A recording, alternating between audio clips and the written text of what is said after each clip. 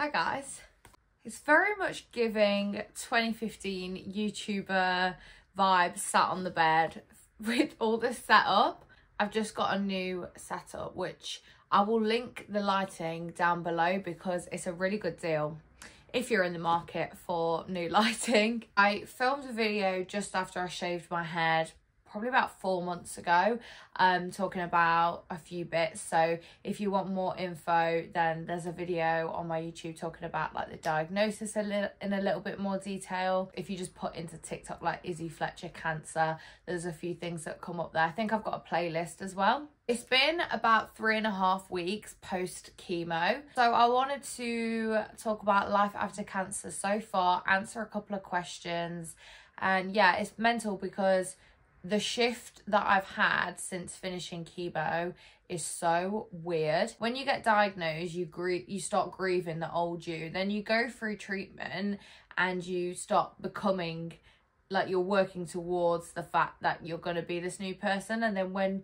treatment stops and you are that new person, it's like, oh, okay. It's honestly such a relief that chemo's over with. Looking back now, it went really quick. Went really quickly. When I was going through it, it definitely didn't feel like it was going quickly though. 12 rounds of chemo is a lot. Life so far has just been all about like celebrating. I've obviously been, well, I've come back to Southampton. I was only meant to be here for a few days, but I've ended up staying a little bit longer just because I can't really be bothered to drive back. But I am going back home soon, so I miss my mum very much. So I'm going to go back there, be with her for a bit until I've figured stuff out, and then I can move back to Southampton permanently. I still do have one more test to make sure that everything's okay. My doctor literally said it's just crossing the T's and dotting the I's, like they're not expecting anything to come back because I went into remission after four rounds of chemo. Anyway, I didn't really know what to talk about, so I've asked on Instagram and TikTok and got a few questions from there. So I'll read some of them out. Some of them are quite similar, but hopefully I can answer maybe some of your burning questions about life after cancer, or you can relate to it. I get so many questions on TikTok asking about my blood work.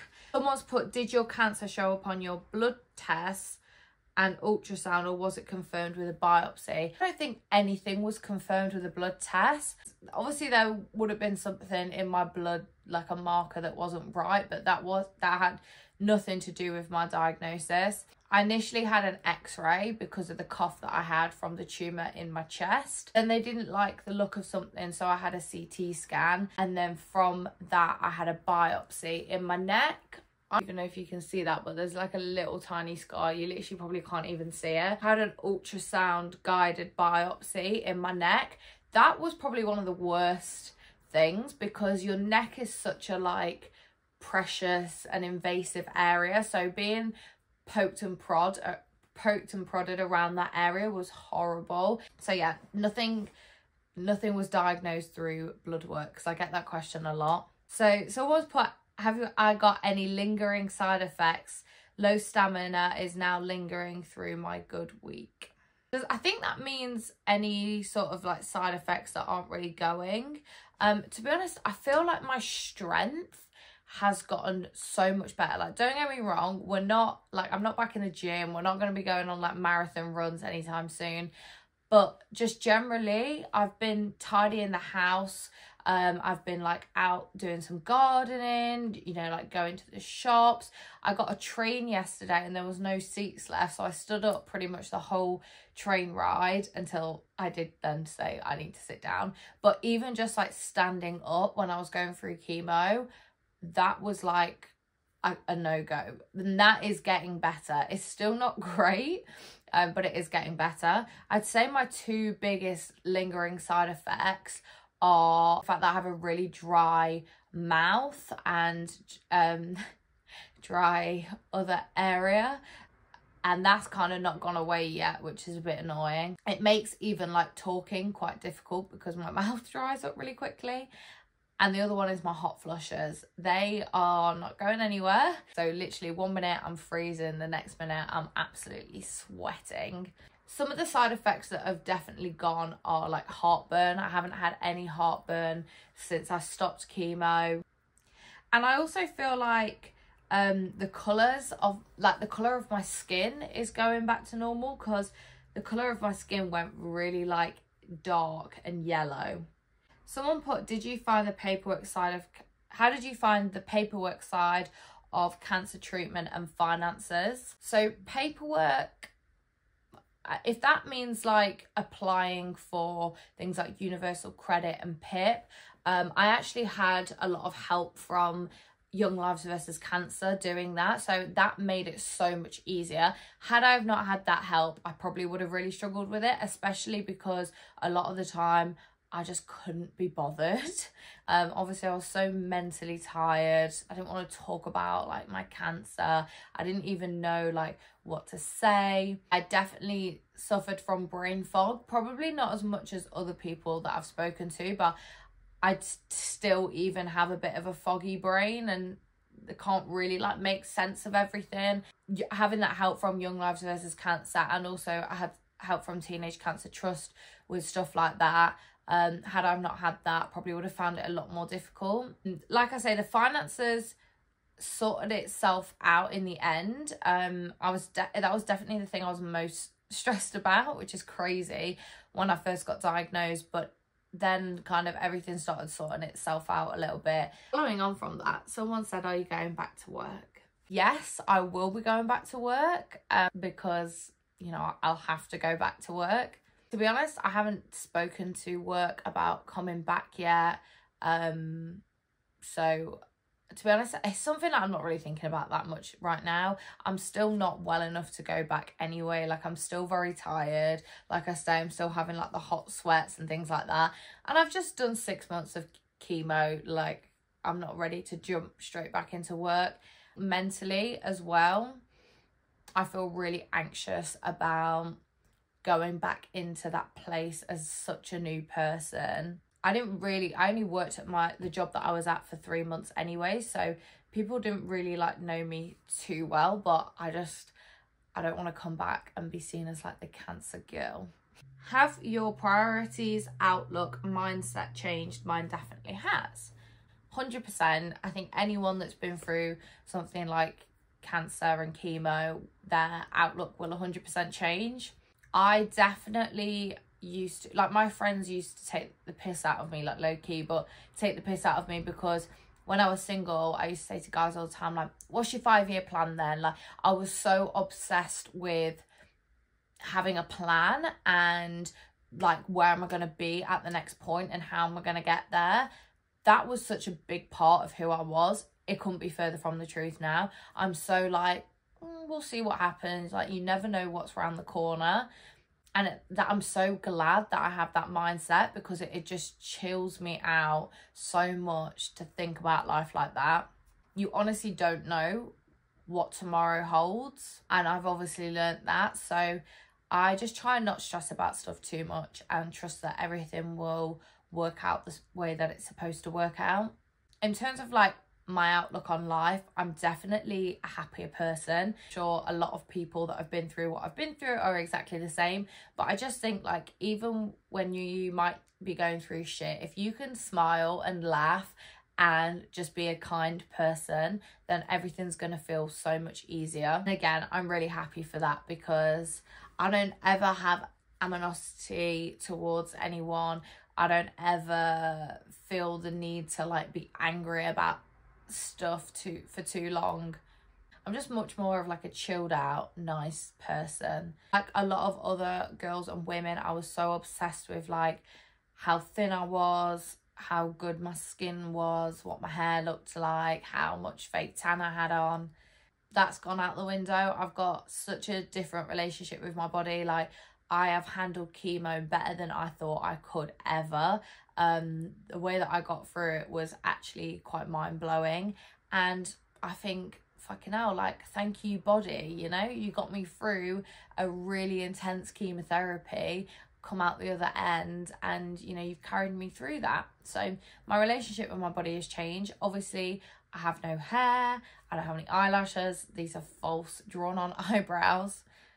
So when everything like that gets stripped back, you learn to love yourself in other ways. And I definitely think that beauty 100% comes from within.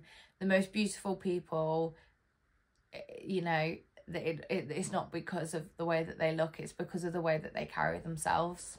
How do you cope with hospital anxiety? I've had 4 out of 12 sessions and I'm dreading my next round. I don't know if I have a very good answer for this because I could not deal with the hospital anxiety. I've never struggled with anxiety in my life. So even just the fact that I went from being such anxiety is not even in my vocabulary to the most anxious person that I knew was quite weird in itself, because you unlock this whole new part of you and it's something you've never experienced before.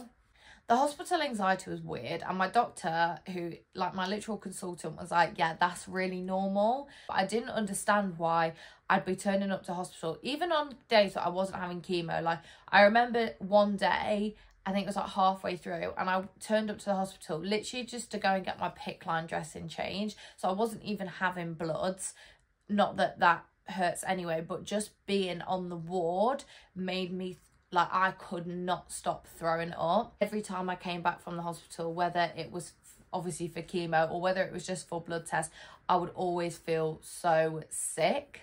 To be honest, the way that I dealt with it, I started taking lorazepam, which is like I don't even know what it is. It like calms you down, and obviously it just like mellows you out.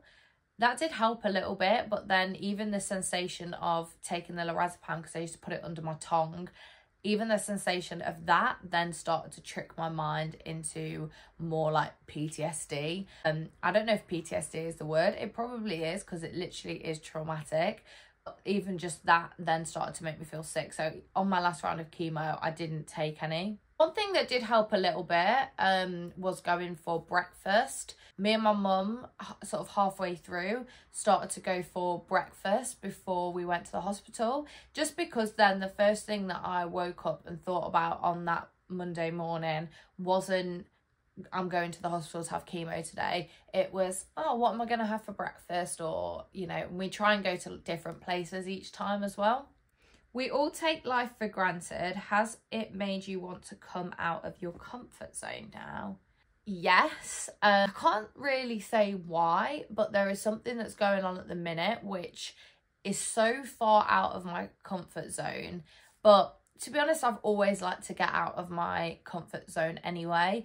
I would literally like leave jobs because I was like, I'm in my comfort zone, and I so believe in getting out your comfort zone helps you evolve and grow as a person. So that's something that I've always liked doing. I actually don't like being in a comfort zone because I know that there's no growth when you're comfortable. Don't get me wrong, like obviously there is boundaries, you know, I'm not going to be doing anything like too crazy, but yeah, I do look at my life and think, how can we grow? So I definitely think that even more so now. What were your symptoms and how did they diagnose you? So I spoke about how I got diagnosed in the, I think it was the first question, but just off the top of my head, my symptoms were a really bad cough in my chest because I had a tumour in my chest. I also had a really bad pain when drinking alcohol. Again, I've spoke about this a lot. I'm in like newspapers and stuff talking about this. Can only really describe it from what I remember as literally like the first sip of alcohol would just make me like my chest hurt, my teeth hurt, my head hurt. The only way that I would be able to make it go away was just to carry on drinking. I also had really itchy skin, especially on my legs. Like the bed sheets would literally have blood on them because I'd be itching so much. But also on my arms and I think like on the back of my neck, and my chest was really itchy as well. That is pretty much the end of the questions. If you have any other questions, leave a comment down below and I will answer it. I'm pretty active on my Instagram DMs. I like to reply to everyone that asks me a question on there. Also just want to say, anyone watching this video that has been following me and supporting me over the last 6 months, thank you so much. When I first got diagnosed, my first thought was, at least, you know, I can spread awareness about not only my symptoms, but also life with cancer, especially at a young age, because it's not all what you see in the movies. I watch movies now and people have got cancer and it's like literally their whole life is like hospital appointments, being bold, like, you know, life is so unfair. But actually it's not all like that, and you can still have normal days. There is such an amazing cancer community that I've been welcomed into with open arms, a community I never thought that I would be in, but in some ways so glad that I am, because it shows you, and you know, I've been introduced to incredible people, and for that I am so grateful.